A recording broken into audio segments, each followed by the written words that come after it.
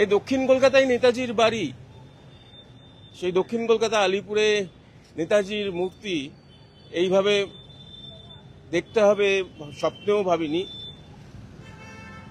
তবে খুব ভালো কথা যেটা বলবো যে এই মুহূর্তে দাঁড়িয়ে, যেটা আগে খবরটা আপনাদের দিয়ে দেওয়া দরকার, যেখানে রয়েছি দাঁড়িয়ে সেখানে ঠিক দেখুন, দেখতে পাচ্ছেন পিছনে বেদি নতুন করে তৈরি করা হয়েছে।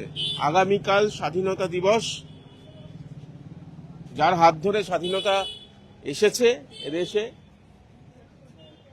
তাকে তো এইভাবে তার মূর্তি থাকতে পারে না। সে কারণে সঙ্গে সঙ্গে এলাকার যারা রয়েছেন, তারা নিজেরা পরিচয় দিতে চাইছিলেন না, কারণ নেতাজির কাছে কোনো রং, কোনো পার্টি এগুলো হয় না। কিন্তু বিজেপির কর্মীরা যারা রয়েছেন, নেতাকর্মী, তাদের উদ্যোগে এই জায়গাটাকে নতুন করে আবার নেতাজির মূর্তি বসানো হচ্ছে। আজকে কিছুক্ষণের মধ্যে নেতাজির মূর্তি বসানো হয়ে যাবে। একটু আগে শুনে নি ওনার কাছ থেকে, তারক বাবুর কাছ থেকে, ঠিক কি হতে চলেছে, কোথা থেকে, মানে কেনই বা হলো, আর তারপরে আপনারা কি ব্যবস্থা নিলেন, এবং নতুন মূর্তি যে আসছে খুব ভালো কথা।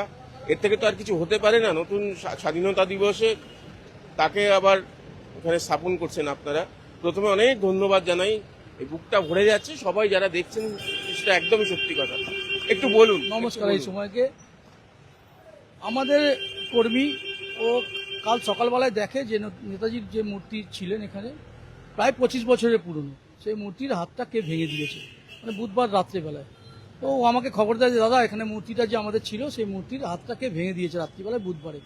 তো আমরা দেখলাম যে বিধানসভায় মাননীয় মুখ্যমন্ত্রী শুভেন্দু অধিকারী মহাশয় যেদিন বললেন যে বিধানসভায় দাঁড়িয়ে নেতাজি সম্বন্ধে কোনো কটূক্তি করা যাবে না, বা 294টা যে বিধানসভা আছে সেই বিধানসভার বিধায়ক সেবা কেন্দ্র যেগুলো আছে সেগুলোর নাম নেতাজি সেবা কেন্দ্র করতে হবে, যেদিন বিধানসভায় দাঁড়িয়ে বললেন সেই দিন রাত্রিবেলায় এই মূর্তির হাতটা ভাঙা হলো।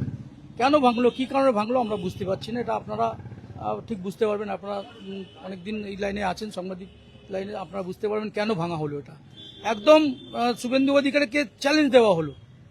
কিন্তু আমরাও আপনি কি সন্দেহ করছেন, মানে কারা এটা করতে পারে? যারা ভেকধারী, যারা উপরে দেখায়, নেতাজির প্রতি ভক্তি দেখায়, তারাই, মানে এটা একটা চক্রান্ত, কি মনে হয়? এখানে কি সিসিটিভি বা এগুলো নিয়ে আপনারা চান তদন্ত হোক?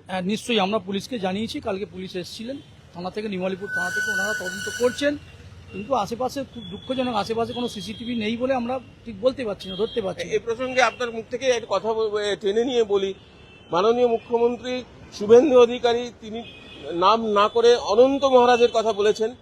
তিনি দলেরই একজন সাংসদ, তিনি তার কথা বলেছেন নাম না করে যে কি কি করা, এবং আজকে কিন্তু নিজের যে ফেসবুক হ্যান্ডেল আছে সেখানে তিনি ক্ষমা চেয়েছেন, এবং আরো দৃষ্টান্তমূলক শাস্তি হবে সবাই চাইছেন।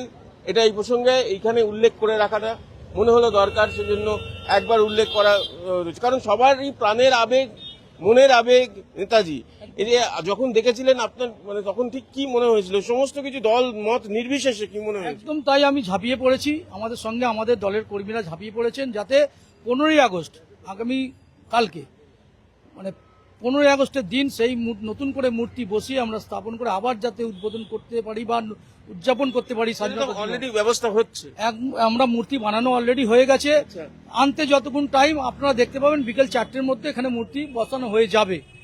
কিন্তু কালকে আমরা উদ্বোধন করব, যেহেতু কালকে 15 আগস্ট, ওই দিনেই আমরা করেছিলাম এর আগেরটাও, এটাও ওই দিনেই কালকেই করব। এবং আপনারা নিশ্চয়ই দাবি করছেন যে যারা এই সঙ্গে যুক্ত তাদের বের করে শাস্তি দেওয়ার জন্য আমরা প্রশাসনকে বলেছি কালকেই। আরো একবার একটু দেখাবো কিশোর, একটুখানি দেখাও ভালো করে, যাতে বেদি নতুন করে প্রস্তুত করা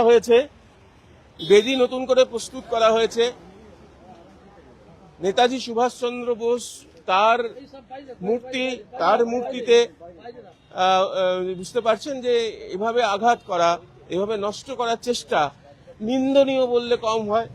কিন্তু সঙ্গে সঙ্গে এই যে সকলে এগিয়ে এসেছেন, দলমত নির্বিশেষে সকলে এগিয়ে এসে মূর্তিটি আবার যথাযথভাবে করে দেওয়া হচ্ছে, এবং 15ই আগস্টে দেখতে হবে না যে নতুন নেতাজি এখানে বসছেন, এবং এবার থেকে এখানে নিশ্চয়ই সেই আমরা আশা করব প্রশাসনের তরফ থেকে সেই ব্যবস্থা থাকবে, যাতে এরকম রাতের অন্ধকারে কোনো দুষ্কৃতি বলবো না, বলা ভালো, আরো খারাপ কিছু বলা ভালো, যে তারা এসে এইভাবে নেতাজির মূর্তির অবমাননা করবেন, অপমান করবেন, ভেঙে দিয়ে যাবেন।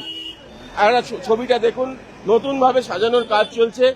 এখানে এগুলো মার্বেল পাথর নিয়ে আসা হয়েছে, সেগুলো বসানো হবে। এবং আরো একটু বলে রাখি যে এই 24 ঘন্টার মধ্যে নেতাজির মূর্তি পাওয়া, অর্ডার দিয়ে পাওয়া রীতিমতো বেগ পেতে হয়েছে।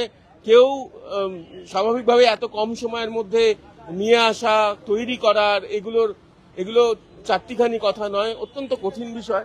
সেটা হচ্ছে, দেখুন কাজ আবার শুরু হচ্ছে। এখানে মার্বেল শ্বেত পাথরের যে টাইলস, সেগুলো বসানোর কাজ শুরু হচ্ছে। বেদি তৈরি হয়ে গিয়েছে। নেতাজি এখানে ছিলেন, আছেন, থাকবেন, এই বার্তা কিন্তু দিচ্ছি আমরা। এখানে যারা রয়েছেন স্থানীয় মানুষ, তাদের মাধ্যমে তারা বলছেন, এবং এটাই সত্যি কথা। আরো একবার নেতাজির যে নতুন বেদি এখানে তৈরি হয়েছে, সেটি দেখিয়ে এই লাইভ শেষ করছি, স্বাধীনতার আগে সুখবর দিয়ে।